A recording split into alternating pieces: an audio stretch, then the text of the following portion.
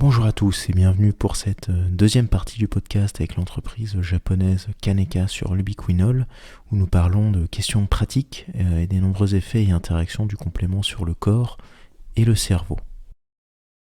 On a vu que c'était un booster d'ATP et il est aussi utilisé pour la récupération. Tout à fait. Juste par rapport à parler de bodybuilding, les premières équipes allemandes qui se sont mis à l'ubiquinol, c'est l'haltérophilie. Voilà. Et donc en récupération, oui, on a l'ubiquinol est important. On a vu tout à l'heure que l'ubiquinol, vous prenez de l'ubiquinol, vous avez au niveau du ubiquinol qui remonte. Donc on a déjà tout simplement une solution par rapport au niveau physiologique du ubiquinol pour les sportifs. Et on a également une protection du muscle. Donc les équipes sur l'athlétique Bilbao, par exemple, ils avaient pu voir qu'il y avait une diminution des accidents musculaires. Des dommages. En gros, ils ont moins de courbatures, moins de catabolisme musculaire. Tout à fait. Merci pour cette précision. C'est ce que. Oui, l'accident musculaire, je ne parle pas, pas du claquage ou autre. Oui. Tout à fait, merci pour cette précision. Donc évidemment, si le muscle est moins endommagé, il y a moins d'efforts de récupération, donc on récupère plus vite. Tout à fait. Et il y avait une équipe de pompiers aussi. Sarmiento a pu voir sur les équipes une centaine de pompiers entraînés, montrer que l'ubiquinol jouait un rôle important dans la diminution des réactions inflammatoires et dans le maintien de l'intégrité des globules rouges. Donc là, on reste aussi toujours sur la protection du muscle. Ouais. Andréani a montré que si 2 mois d'entraînement sur les sportifs non athlètes induisait une dégradation des mitochondries dans les muscles squelettiques, une supplémentation d'ubiquinol sur le même type d'entraînement améliorera le statut général du muscle. Donc, ce qui inclut formation de nouvelles mitochondries. Donc là aussi vraiment récupération musculaire. Je pense que les études, les principales études qu'on a actuellement, mais il y a toujours des études en permanence maintenant sur le sport et clairement sur l'ubiquinol. Ouais, c'est ça qui est intéressant, c'est que comme là on a plus ou moins 10 ans de production d'ubiquinol, on commence à avoir vraiment des études qui vont arriver, je pense surtout sur le milieu sportif dans les prochaines années, et qui vont nous permettre d'affirmer ça. Et je dirais même, si tu me permets, par rapport à, donc on a la récupération et l'endurance du muscle, mais on a aussi beaucoup des témoignages importants qui poussent aussi sur des études à venir et qui sont déjà en cours. Je pense par exemple à tout ce qui est cognitif, le cerveau, etc. Des témoignages d'athlètes qui indiquent des effets principalement l'endurance et la récupération, mais également sur tout ce qui est ressenti, meilleure concentration, moins de stress, un meilleur sommeil. Donc voilà, ça va au-delà simplement du muscle. Oui. Donc, est-ce que tu peux nous parler un peu de cette partie neuronale sur le cerveau ? Alors, c'est effectivement quelque chose d'intéressant et de très récent, puisque déjà on a pu voir seulement depuis 2017 que l'ubiquinol passait ce qu'on appelle la barrière encéphalo-rachidienne. C'est-à-dire que l'ubiquinol arrive, si vous prenez de l'ubiquinol, il va arriver aux cellules du cerveau de façon bénéfique et utilisé dans certaines parties du cerveau, une grande partie des fonctions du cerveau. Donc l'ubiquinol est intéressant à ce niveau-là. On a des études même qui sont extrêmes, puisqu'on parle de protection du cerveau, de préservation du cerveau par l'utilisation d'ubiquinol contre des traumas. Alors c'est par exemple actuellement il y a une étude de pilote qui a été lancée et depuis maintenant ils sont en plein dedans, une étude de grande envergure au niveau de l'armée américaine pour essayer de protéger ou essayer de récupérer le mieux possible leurs soldats en cas de trauma, quel qu'il soit, de type militaire, armée ou autre. Okay. Donc ça c'est un des points, l'aspect cognitif. On a aussi, ça va même jusqu'à Alzheimer. Donc là on est très loin de nos sportifs, mais l'Alzheimer c'est de très bons effets. Un protecteur neuronal en fait. C'est comme la créatine, on en parlait tout à l'heure, mais la créatine agit aussi sur le cerveau. C'est aussi une source, entre guillemets, une source d'énergie pour le cellulaire. Voilà. On est un peu sur le même créneau, j'allais dire, bien que les mécanismes d'action soient pas les mêmes. C'est ça qui est important à souligner, c'est que c'est 2 compléments alimentaires qui sont intéressants pour le sportif parce qu'il y a des effets directs ressentis sur l'anabolisme, en fait, la synthèse musculaire et les performances, mais il y a aussi toute cette partie neuronale qui est finalement très intéressante. Là, je pense que les dernières études, c'est quand même assez intéressante pour des personnes et qui font du sport et qui veulent se protéger des maladies comme Alzheimer, etc. Et les gens qui ne font pas de sport en tant que produit de longévité. Oui, aussi, oui. Tout à fait, ça produit, c'était effectivement le cardiovasculaire et anti-âge ou longévité, c'est un des créneaux aussi de l'ubiquinol. On a par exemple énormément d'études seniors. Vous savez que le Japon a quand même la population qui vit le plus long et puis qui sont aussi très seniors, on va dire. Et on voit clairement, il y a des études montrant clairement une amélioration des seniors. Alors, il y avait une étude, c'est des gens comme un mec avec plus de 80 ans. Donc, je vous rassure, on n'a pas fait de biopsie sur ces personnes-là, mais c'était plutôt sur des questionnaires et puis sur un ressenti. Donc il y avait un aspect physiologique, voilà, tout simplement qui marchait mieux, il fonctionnait mieux, et également au niveau cognitif, donc un meilleur sommeil, une façon meilleur ressenti aussi de vie plus positive, vitalité, tout à fait, vitalité mentale et physique pour ces personnes-là. Alors en cardio, c'est encore plus flagrant. Les études avec des cardiologues sur des gens qui ont des problèmes cardiaques importants. Donc il y a plusieurs niveaux. Hein, quand on parle chez les cardiologues, il y a une sorte de ranking, si vous voulez, hein, qui va de 1 à 4. Alors le niveau 1, ce sont de toute façon des patients cardiaques, hein, mais qui peuvent vivre à peu près normalement. Et puis le niveau 4, c'est des gens qui sont à très haut risque, même à l'IT.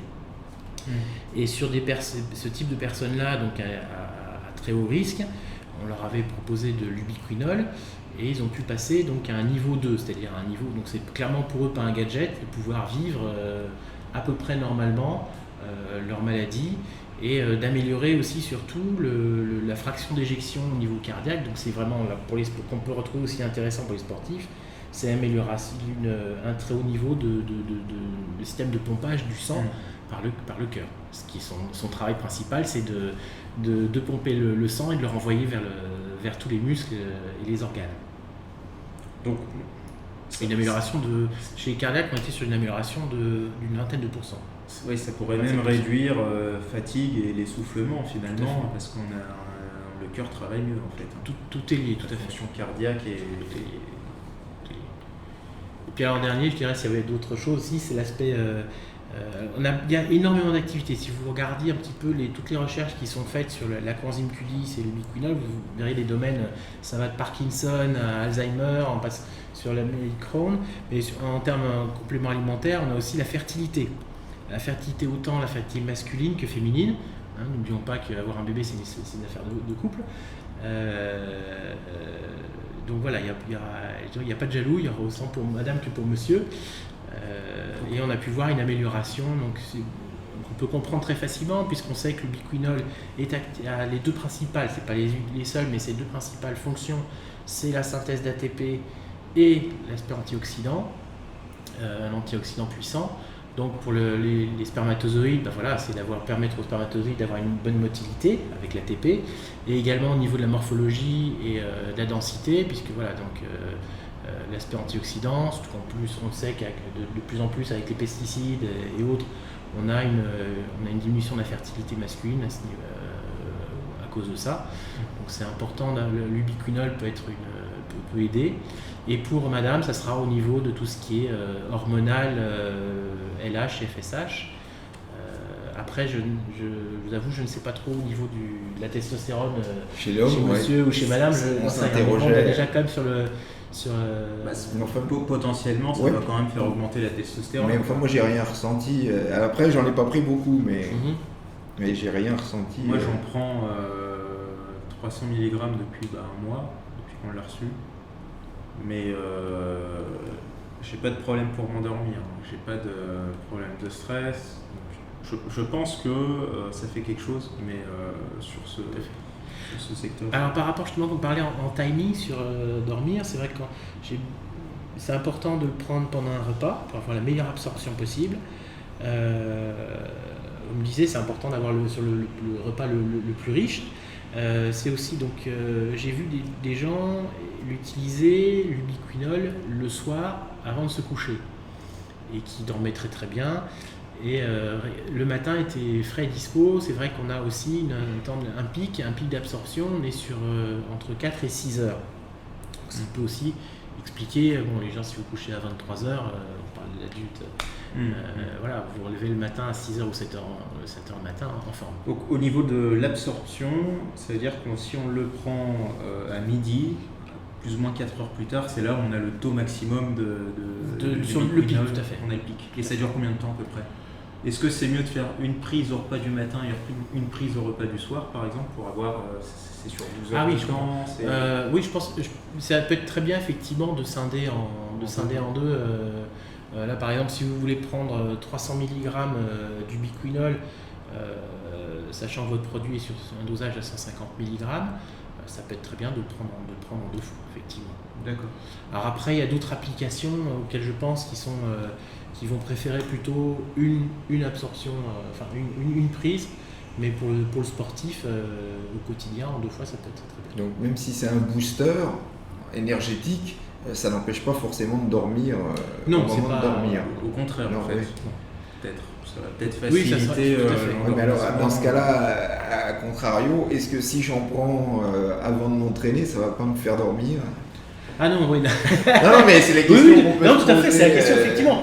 Tout ce qu'on peut dire dans la séance, on peut voir le contraire.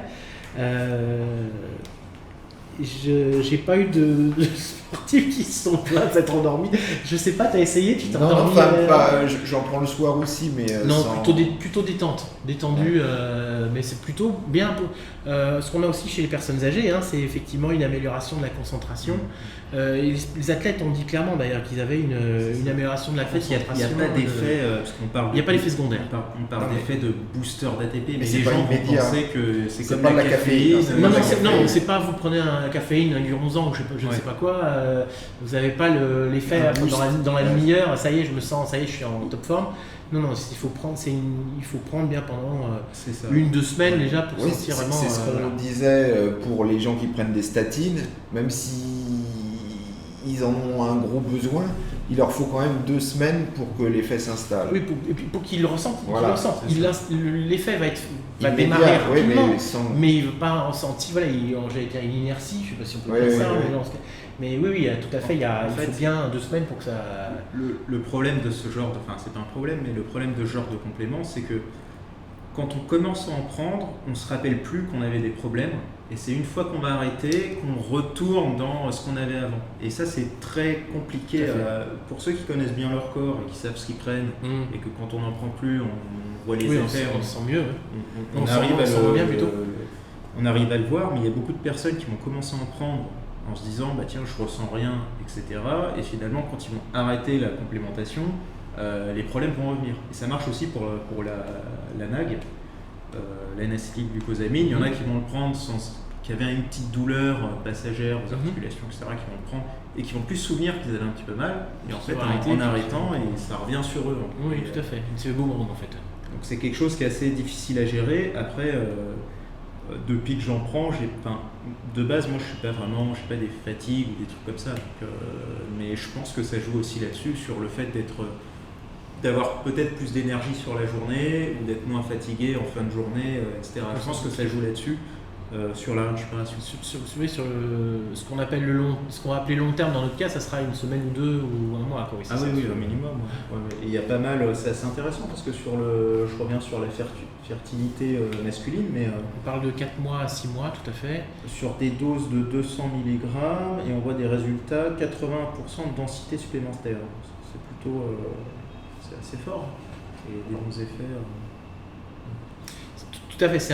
Ce qui est important à voir aussi, c'est que, et vous l'avez vu, les statines, il y a une étude sur l'ubiquinol avec les statines qui fonctionne avec 60 mg, et on a des effets autour de 6 mois, si je ne dis pas de bêtises, et on a des études similaires avec du 100 mg qui montrent un effet effectivement sur 1 mois. Donc c'est-à-dire que la dose joue par rapport au timing de l'aliation. Alors je dis pas qu'il faut prendre 10 grammes pour faire ça en 15 jours. Mais, parce qu'il y avait l'idée de charge qu'on avait avec la créatine, c'est-à-dire de commencer pendant une semaine à en prendre beaucoup. Et puis après d'en prendre moins, mais bon, c'est pas forcément l'idée. C'est vrai qu'on aura sûrement des effets plus rapides, mais d'en prendre beaucoup. En plus, c'est un produit qui est cher, on en parlera sûrement. Alors pour ceux qui commencent, ça peut être intéressant, qui veulent vraiment des effets et qui se prennent. On a le professeur, un professeur japonais, vous m'excuserez, j'ai oublié le nom, mais qui est donc le responsable, le directeur, qui est un professeur scientifique, qui est le directeur scientifique du comité des associations sportives d'athlètes au Japon, et qui conseille donc 300 mg pour des athlètes qui sont plutôt sur l'endurance. Là, il parlait de triathlon et de marathon. Il parlait d'une prise de 300 mg par jour pendant 7 jours avant l'événement, et puis 4-5 jours aussi, donc là pour pouvoir avoir le niveau optimal du biquinol le jour J, et 4 ou 5 jours derrière aussi du biquinol à 300 mg, là pour récupérer les niveaux du biquinol, puis bon, pour retrouver tout ce qui est récupération, comme on a pu l'expliquer tout à l'heure en termes. Ça serait un peu entre guillemets une charge, mais bon, qui revient assez cher après quand on fait ces calculs quand même. Enfin, avant, je voudrais parler d'un aspect pratique. Est-ce que, comme c'est un antioxydant et qui peut être agressé en tant qu'antioxydant et donc qui peut s'oxyder, est-ce qu'il faut le conserver au frais, son taux de... Non, alors là sur votre pot, le produit ubiquinol Nutrimuscle contient de l'ubiquinol à 150 mg, donc c'est dans des gélules, c'est ça, ou en poudre, mais de toute façon les gélules contiennent de la poudre. Exactement. Donc il faut le conserver, je dirais, comme on conserve toute poudre, c'est-à-dire loin de l'humidité. Donc c'est peut-être même mieux d'éviter le au frais. L'ubiquinol n'a pas de problématique en termes d'activité par rapport à la chaleur, ce sera plus par rapport à la poudre qui risque de fondre, enfin voilà, de l'aspect. S'il fait trop chaud, la gélule elle va changer de forme. Elle va changer de forme, tout à fait. Mais il faut être loin de l'humidité, et puis pas forcément. Voilà, idéalement, c'est vous la laisser dans son pot. Je crois que les pots Nutrimus sont des pots assez costauds qui ferment bien, donc loin de l'humidité, et puis pas les laisser au soleil. Derrière une fenêtre. Ou dans le frigo, le congé, pas la peine de le mettre au frigo. D'accord. Enfin, surtout que on reste en France, même si je sais qu'il peut faire très chaud en été, mais on reste quand même sur des pays.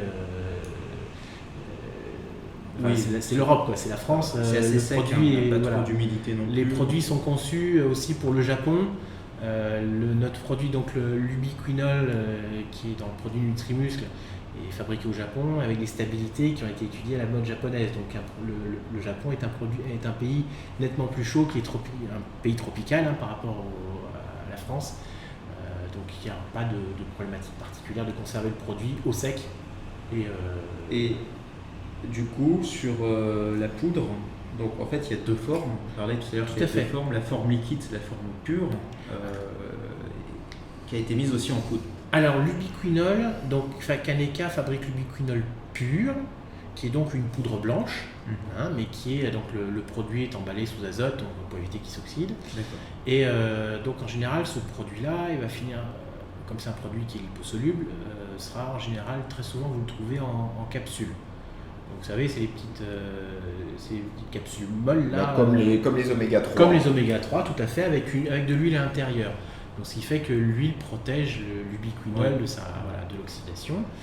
Et là, le produit qu'utilise Nutrimus, qui est un produit assez récent, donc c'est aussi un peu une innovation, on est sur un produit, l'ubiquinol, qui est micro-encapsulé. C'est-à-dire que notre poudre d'ubiquinol, on l'a micro-encapsulée avec un produit qui est naturel, donc c'est principalement de la gomme de goire, donc c'est un produit naturel, et qui vous permet de voir l'ubiquinol en poudre à l'air libre, sans oxydation. En fait, l'ubiquinol pur est à l'intérieur, il est dans une capsule de gomme de goire. Mais ce n'est pas des nanoparticules, c'est juste simplement micro-encapsulé. Et ça vous permet d'utiliser la poudre, la mettre dans des gélules, pouvoir mettre aussi avec d'autres produits si besoin. Ou d'avaler la poudre directement. Et d'avaler directement, tout à fait. Il y a même déjà, apparemment, il y a même une absorption sublinguale, tout à fait. Et donc, il y a la biodisponibilité de l'ubiquinol en capsule ou en poudre microencapsulée est identique. Okay. C'était aussi, donc il y avait des points importants. Pourquoi est-ce qu'on a notre poudre, notre poudre, la poudre qui est utilisée dans le produit Nutrimuscle est à 30% d'ubiquinol. Pourquoi? C'était déjà pour la stabilité, parce qu'on veut que le produit, quand vous prenez votre produit d'ubiquinol le jour où vous achetez chez Nutrimuscle, qu'il reste bien de l'ubiquinol jusqu'au bout de sa durée de vie, et puis également qu'il soit bien absorbé. Voilà ce qui explique donc on ne pouvait pas faire 50%, là c'était plus compliqué sur la stabilité. Beaucoup plus compliqué par rapport à la stabilité. Oui, et puis en dessous, ça serait plus par rapport à si vous mettez plus de la micro-encapsule, il faut aussi qu'il y ait la micro-encapsule se fond aussi.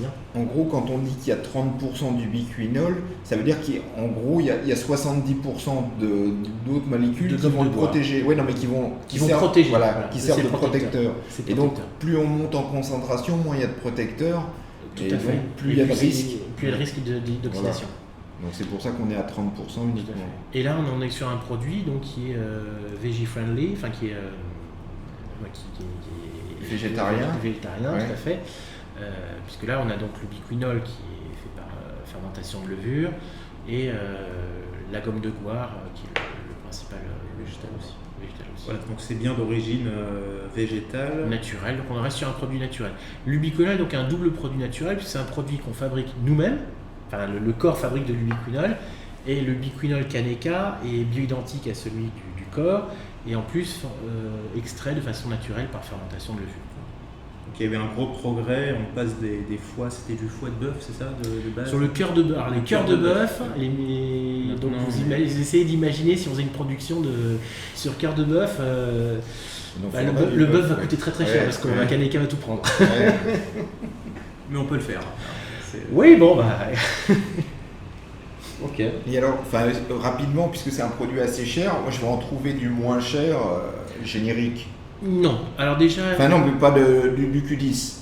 Du Q10. Parce que, on a eu ce sujet quand on a lancé la N-acétylglucosamine de Kaneka. On nous disait, mais il y a de la glucosamine qui vaut 1 euro le pot de 60 gélules, alors que Kaneka c'est 60 euros. Et on n'est pas la même chose. Pourtant, il y a le même nom, mais c'est un petit peu comme si vous disiez le singe à côté, là, il a 2 bras, 2 jambes comme moi, je suis un singe.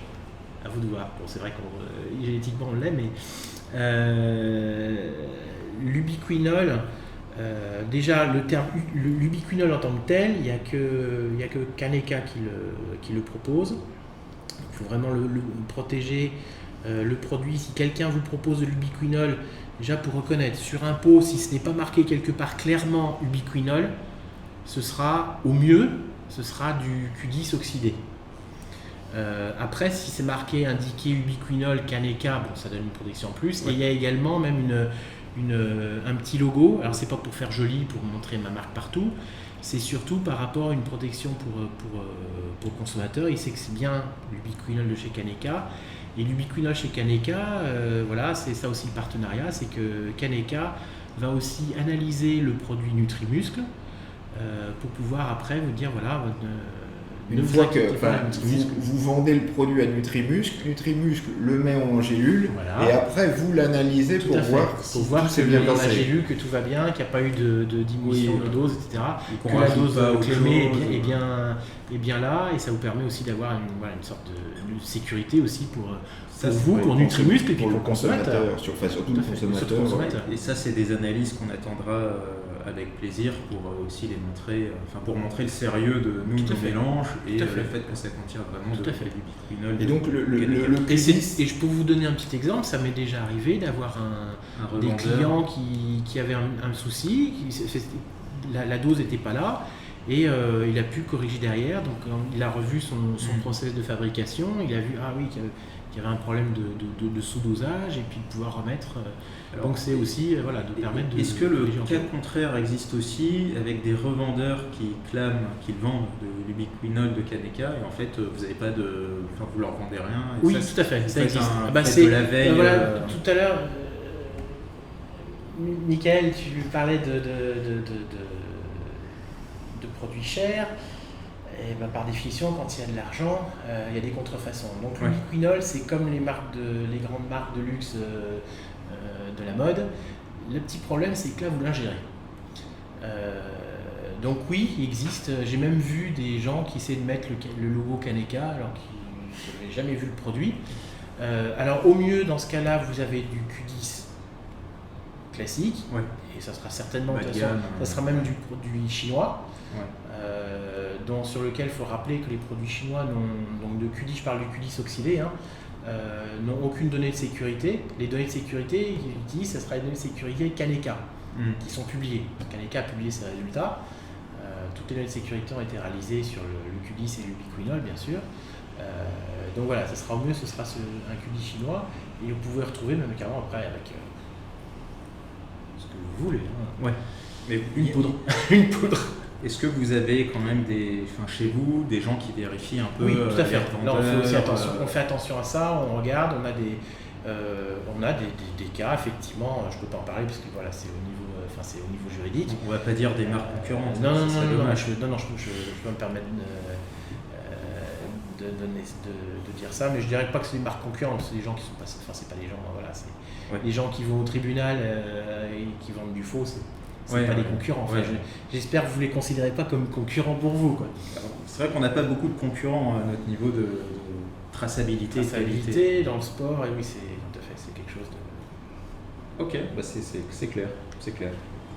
Donc on peut peut-être parler du dosage, puisque c'est le problème du Q10, c'est comme je disais, c'est le prix. Oui. Donc comment optimiser Alors, pour rapport si tu permets que je réponde à ce point-là, j'espère pouvoir vous satisfaire. Dire effectivement, en fonction de l'âge, des conditions de santé et du niveau de sport pratiqué, je dirais qu'il est recommandé de prendre de façon générale au moins 100 mg d'ubiquinol, et dans ce cas-ci 150 mg, ça va très très bien. Après les 300 mg, il faut voir en fonction du sport que vous faites, du niveau de sport que vous faites également. Je ne pense pas qu'on puisse comparer le sportif du dimanche, le warrior du week-end, avec le sportif et l'athlète au quotidien qui a besoin de vraiment s'entraîner tous les jours. C'est pas forcément non plus la même chose. En fonction du poids aussi, c'est vrai que c'est pas forcément donc celui qui a un niveau musculaire important, avec une masse corporelle très importante, n'aura peut-être pas forcément le même besoin que l'athlète du biathlon, du ski de fond. Quels sont les dosages qui ont été testés les plus élevés? Alors dosage, de façon générale, on a par exemple, je parle surtout de tout type, pas forcément le sportif, on est allé jusqu'à le produit est très safe, puisqu'on a par exemple les gens avec Alzheimer, on est sur du 2 grammes. Ouf, pur. Faut être riche. Oui, mais bon, voilà. Mais les tests ont été faits. C'est pour vous montrer. 2 grammes pendant combien de temps? Ils avaient fait ça sur 4 mois ou 5 mois. Une quinzaine de gélules. Voilà, oui, c'est ça. Par jour. Je vous parle. Je vous dis pas qu'il faut prendre 2 grammes. C'est juste pour vous montrer, qu'il y a des études qui ont été faites à ce niveau-là. Et qu'il n'y a pas eu d'effet secondaire derrière. Le seul effet secondaire que vous pouvez trouver, ça sera plutôt par rapport à la capsule, avec l'huile derrière qui peut vous donner peut-être trop d'huile, trop de gélatine, vous donner peut-être des. Bon, on allait peut-être devoir aller voir les toilettes un peu plus souvent, mais ça ne sera pas le problème de l'ubiquinol. Donc voilà, je ne vous dis absolument pas qu'il faut utiliser 2 grammes par jour, mais c'est juste pour montrer quelqu'un qui se trompe. Quelqu'un qui se trompe, qui va prendre une cuillère en trop ou 2 capsules en trop, il va pas être là à devoir s'empêcher de dormir la nuit, se dire flûte, est-ce que je dois aller appeler l'hôpital? Non, ça. Et donc pour la dose vraiment minimale, pour qu'il y ait des effets, sans parler du sportif, mais une dose disons de maintien ou pour le bien-être, etc., il y a quelque chose ça commence à 50 mg? Oui, 50 mg, donc ça veut dire par rapport. Alors souvent, moi je conseille toujours la poudre parce que c'est moins cher et puis il y a un dosage. Mais quelqu'un qui aurait les gélules et qui voudrait prendre 60 mg par rapport à une gélule, alors faut pas la couper la gélule, mais la prendre un jour sur 2. Oui, ça peut être. Oui, s'il le prend vraiment sérieusement, voilà, qu'il suit bien. Oui, non, mais après, c'est un jour sur deux, c'est un jour sur deux. Voilà, on peut le prendre une fois de temps en temps, mais c'est pas juste je prends une fois dans le mois et puis je reprends 2 mois suivants. Mais si vraiment vous voulez une dose plus faible, on peut le prendre. Mais c'est vrai qu'en poudre, ce sera plus simple, effectivement. Alors on peut vraiment doser, comme je disais, on va faire un doseur est égal à 150 mg. Donc ceux qui veulent prendre 75 mg, ils prennent la moitié du doseur. Donc ce sera plus du 30% là. Le niveau, en fait, parce que tu vas rajouter de l'inuline, tu avais dit, non? C'est ça. On va rajouter pour que ce soit facilement dosé. On a aussi dans la gélule, parce qu'en fait, quand on avait testé un encapsulage avec le biquinol, donc 30%, pur, mais 30%, donc sans nous rajouter de la poudre, on était sur une dose de, il me semble, il y avait 607, je crois qu'il y avait presque 800 mg. Donc à 30%, ça fait 240. 240, ouais, c'est ça, ouais. Ça faisait un peu trop là, on était sur une gélule 240, un peu trop, et c'est pour ça qu'on a diminué la dose pour avoir pile 150, plus ou moins 150. La concentration, tu as diminué la concentration. Tout à fait.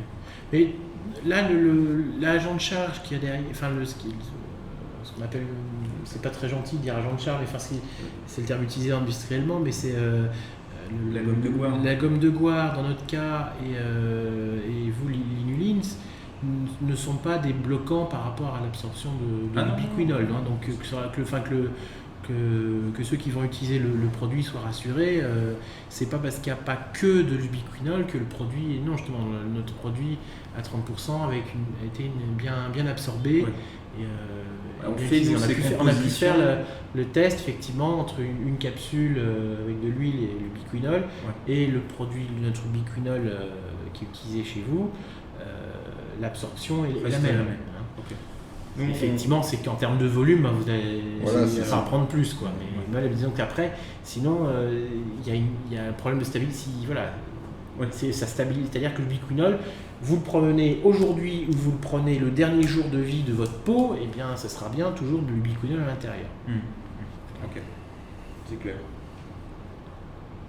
C'est ce que vous garantissez, donc la durée de vie. Et on l'avait parlé dans un podcast, il y a des vendeurs de compléments alimentaires qui jouent avec les dates de fabrication pour prolonger des lots invendus. Ça vous faites pas? Enfin, j'imagine que vous allez dire quoi. Non, de toute façon, on est attention, nous en plus on est en termes pharma, même si l'ubiquinol on n'a pas d'AMM, on n'est pas sur le médicament, mais on produit on produit en termes pharmaceutiques. Donc notre produit, nous, c'est 3 ans. Donc entre la production, et la fin il dure. Et au-delà. Il est stable à 100%. Et stable à 100%, puisqu'en fait les tests, on a fait des tests de stabilité. Je crois que je vous avais dû les fournir. On avait fait sur 4 ans, ou même plus, sur 4 ans, et il faut savoir que c'est des tests qui sont faits à la japonaise, c'est-à-dire donc pour pays tropical. Donc on est sur du 75% d'humidité, à 45 degrés, enfin voilà, c'est pas ce que vous trouvez tous les jours à Paris ou en province ou n'importe où, c'est pas ce qu'on a en France. Ou alors on l'a, mais c'est vraiment sur quelques jours. Donc la durée de vie du produit, vous la garantissez sur combien de temps? Là, c'est vraiment sur 3 ans. 3 ans, d'accord. Mais après, voilà, honnêtement, si votre produit, s'il a une semaine de plus, mais bon, voilà, c'est... Ok. Enfin, ça, c'est en tant que consommateur. En tant que consommateur. C'est comme nous, on affiche la date de production. D'accord. C'est-à-dire qu'on va dire que même si...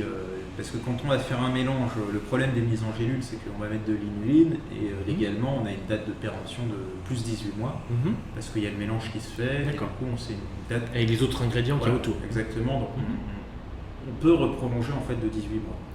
Mais ce qui fait que quand on achète quelque chose en janvier 2019, même si ça se périme en janvier 2022, nous, si on fait le mélange en janvier 2019, ça se périmera 18 mois plus tard. D'accord. Donc on affiche quand même toujours, comme on a des lots une sécurité, une sorte de... On dit aux consommateurs que la production s'est faite en janvier 2019, nous on a fait l'encapsulage et que la date de péremption c'est 18 mois plus tard. Mais en fait, il y a 3 ans, quand on regarde dans les analyses, il y a réellement 3 ans de... Tout à fait. Pas qu'il C'est pareil pour nous, on a mis 3 ans alors qu'en réalité le produit il pourrait faire 4 ans. Mais... Ouais, mais c'est important à préciser. Et c'est déjà la fin de ce podcast, j'espère que vous l'avez apprécié. N'hésitez pas à commenter et nous faire part de vos avis sur notre forum Nutrimuscle ou nos réseaux sociaux. On se retrouve très bientôt pour une 3e partie.